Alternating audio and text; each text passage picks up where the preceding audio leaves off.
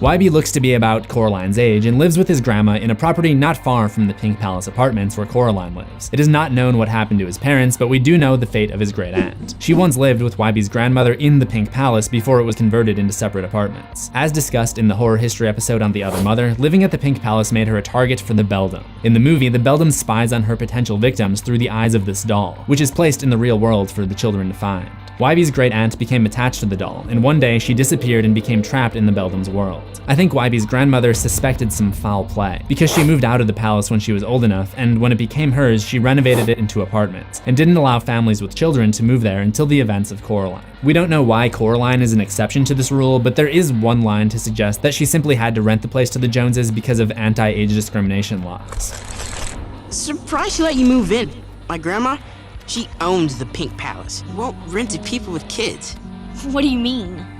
Oh, I'm not supposed to talk about it. On a side note, Wybie's grandma is referred to as grandma throughout most of the movie, and Wybie's grandmother in the credits. At one point, Coraline refers to her as Ms. Lovat.